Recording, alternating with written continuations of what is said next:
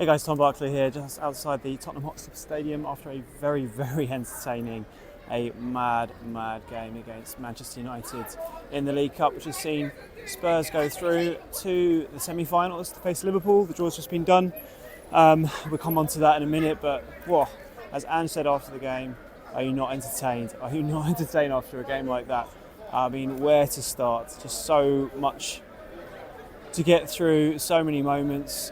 Spurs absolutely cruising at 3-0, playing really, really well in a really encouraging match and moment for Tottenham right now after 2 goals from Dominic Solanke. Took them really, really well, and Dominic Solanke in the middle of that as well. It looked like they were going to really give Man United a bit of a pasting overall, and then suddenly Fraser Forster has 2 absolute crazy moments in possession, trying to play out from the back.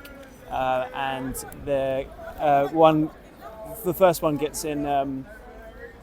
Let me remember. Joshua Zirkzee coming off the bench for United to tap in to make it 3-1, and then it happens again, even worse this time, where Forster gets charged down by Amad Diallo trying to play out from the back, and it's 3-2. And suddenly it's a very nervy final 15-20 minutes.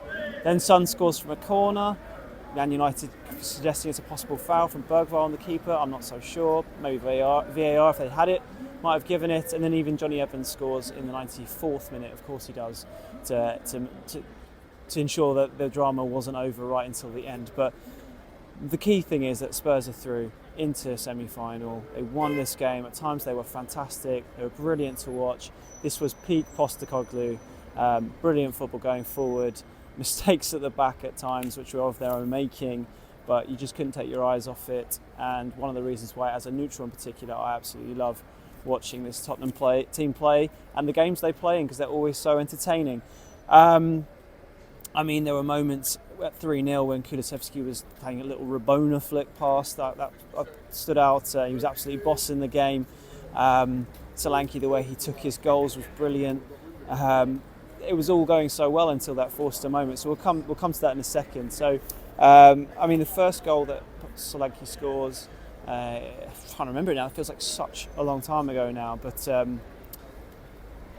in fact, it's actually slipped my memory. That shows you how mad this game has been. I can remember the second goal in particular, where he gets played in by Jed Spence, a lovely ball over the top, and he takes it, gets past Martinez like he wasn't even there, and drills it low past the Man United keeper. There's the Kulusevski goal as well, where lovely little interchange between Son and Maddison, and there is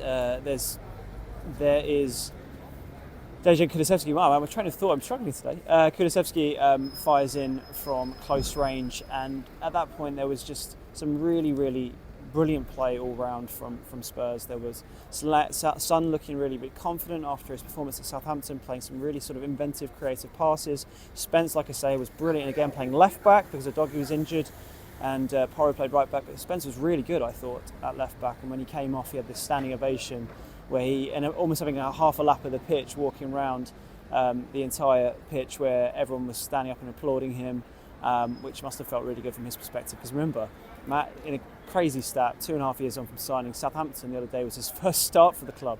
But the way he's playing, he's proved that all those who were calling for him to be in the team or to be given a chance kind of vindicated, really, because he's not only is he performed well defensively, but he's looked a real asset from a creative point of view for the team. And that goal that he set away Solanke for his second, not that I can say, I can't quite remember the first. I'm a complete brain freeze right now. Was magnificent, and he played really, really well. And Archie Gray, shout out to him. He was brilliant defensively, filling in at centre back again, along with Dragusin, who looked powerful. There was one moment where he crashed into Rasmus Højlund, who sort of got up from the pitch, trying to claim a foul, but he was getting nothing from it. And Dragusin looks like he's growing into this team, and his physicality that he brings is becoming an asset for the team. And, I'm still not quite convinced at times that he really fits the Postecoglou style of play, but he's improving in distribution, he's improving in the team all round, and he definitely brings a physicality that perhaps Spurs, particularly when Romero's not playing, lacks. So that was really, really useful. Anyway, then before then, we have chants of Postecoglou in the crowd, at the home crowd we had at Southampton as well, but showing the loving from the South Stand, in particular towards the manager, which was great to see. And then comes the Fraser Forster moment. So the first one, so obviously Ange, by his own admission, he wants to play out from the back. He's explained before why he thinks it works, why he thinks it's worth it. Even with a keeper like Fraser Forster, who's been brilliant from a saving point of view. In fact, this first goal he conceded had been preceded just before by a brilliant save to deny Xerxes from a header, which showed the good side of his game. But, there are doubts as whether Forster can really adapt to this style of play, and this game will not have helped with those doubts. So he tried to play a pretty routine pass to drag us in, sold it short. Fernandes nips in, gives it back to Xerxes, who makes it 3-1, easy as you like. Then, mere minutes later, Spurs have a routine free kick around, not far off their own edge of the centre circle. Gray plays it back to Forster. He's obviously feeling nervy after the last incident, just minutes before. Takes a heavy touch. There goes in Amad Diallo, who charges down his kick, and it goes in. I'm not sure I've ever seen anything like it in terms of two incidents like that from the same keeper in the same game. Reminds me a bit of a goal that Alan Shearer scored years ago where he charged down a keeper, but not like that happened twice. That very rarely happens, and he had to feel forced at that point. And at that point you thought, wow, are Spurs really going to throw it away? All the accusations of being Spursy and all that kind of stuff was coming up when something like that happens. And I couldn't help but think of Casey Keller. I forgot to mention this. I did an interview with him last weekend ahead of the last Sunday game, where he talked about a few different things, including how he felt that Spurs need to spend more if they really want to compete in the top four. So it's worth checking out for that. But he was talking about, he's been quite critical of Postecoglou, to be honest, saying if you've got a keeper like Forster, you have to adapt. You've got to adapt with the players at your disposal. You don't stick to the same way if it's not going to work. And he actually labelled it bad coaching to make Forster play this way. So I wonder, penny for his thoughts when he saw these incidents happen with Forster. But anyway, obviously Spurs got through it. Sonny scores from this corner to what you think kill off the game. Bergvall rose for it, probably got a bit of an arm on Bayindir, who was complaining afterwards, but I'm still not 100% sure it was a foul. I think he could have been stronger. It was pretty weak goalkeeping, and that pretty much killed it off for Spurs, although Johnny Evans still had a chance to make it 4-3 in injury time to make for a really thrilling, mad game. And at the end of the game I saw Amorim and Postecoglou sort of embrace each other and have a few words. Couldn't really tell what he was saying, but it basically must have been the equivalent of wasn't that crazy, just a mad match, which is, and there have been a lot of them in the time that Postecoglou has been here at Tottenham. I mean, I'm still not sure anything will surpass the 4-1 against Chelsea, even though it was a bad game from Spurs' point of view for just mad incidents. But the game against Sheffield United, the game against Liverpool, the last-minute winners, this is right up there, absolutely bonkers. Just a few other things to sort of talk about from the game that I noticed. A few things. There's Daniel Levy chants came up again, particularly after that Kulusevski goal, that particular Kulusevski chant. I think that's just going to be something that sticks with us, for a long time now, because he's such a key player.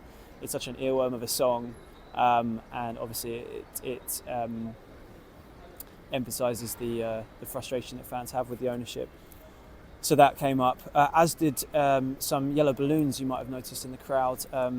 It came out sort of in the 10th minute. If you were confused by any of that, that was to do with the Bring Emily Home campaign, which relates to Emily Damari, this British Spurs fan who was taken in the October 7th attacks in Israel and is still held hostage in Gaza. So that's what that was relating to.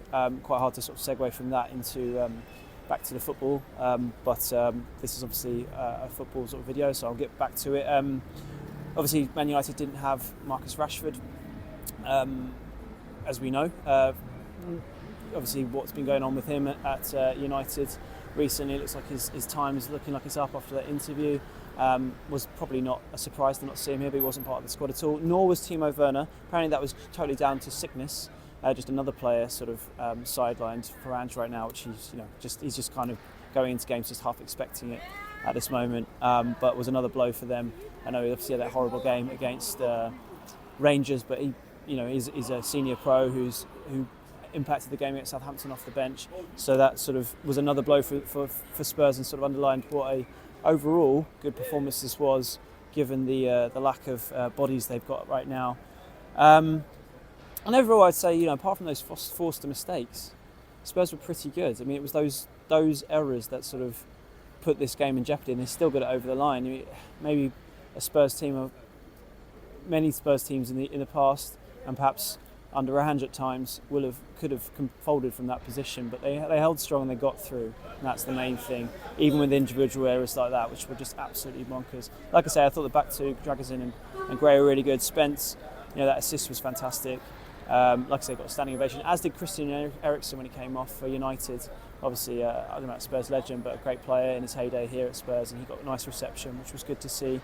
I thought Solanke was really clinical the way he took his goals, even if I can't remember the first one. I'm still struggling to picture it in my mind. And it kept Ange's whole "I always win something in my second season" shtick going. They're into the semi-finals. They play Liverpool next. I don't really know if that's the worst situation they could have had. Probably, I guess. Top of the league, they've been flying all season. We'll see how they get on in a bit of a dress rehearsal on Sunday. But Arsenal, Newcastle, probably Newcastle would be the one to choose, but they've got some great players as well. So whatever game it was going to be tough. And if I'm right, it's the Spurs home draw first, so that's tough. With the away game being, I think the first one was going to be in the week of January 6th, and the away leg would be in the February 3rd week, so a bit of a month between them. Maybe for that second leg, you might even see Guillermo Vicario back by then if he's fit in time.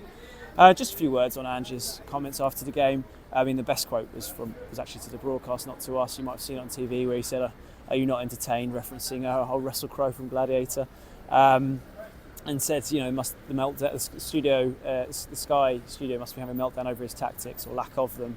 But he was loving it. Just loved the way his team got through this game. To us, he said in the main press conference, he said they played so well, unbelievable performance. He did say it was self-inflicted pain. Obviously from the mistakes from Forster. He said Forster is a big boy, he'll be disappointed, and did say the first mistake he made obviously affected his confidence and probably led to the second one. But I did ask him specifically, Postecoglou has been outlined why he feels this is the right way to play, but what's going through your mind when Forster makes two mistakes, because it's very rare you see that happen. And he reiterated, as he knew he would, always feels like the pros outweigh the cons. Regarding playing out the back, he feels it's the right way to do it. But moments like that, he thinks they're rare. But when they do happen, they stand out, particularly when there's two of them. And he said that the hardest thing to do is score goals, and that's what they're doing at the moment. You have to say they are, but the thing right now is the hardest thing in the game is to score goals, and that's what they're doing at the moment, which is really, really exciting from Spurs' point of view. And that you have to say, going into this week, which was a mega week for Spurs, obviously culminating with Liverpool at the weekend, they've gone into it and they've scored 9 goals in 2 games, and that really is sort of underlines how strong Postecoglou's style of play can be when it works. He praised Spence, he praised Gray, and he talked about Werner being sick. But overall, a good night for Spurs, and one that puts them into the next round and keeps the trophy dream alive. So let's move on to Liverpool for, like I said, that dress rehearsal at the weekend and see where we go from there. Cheers, guys.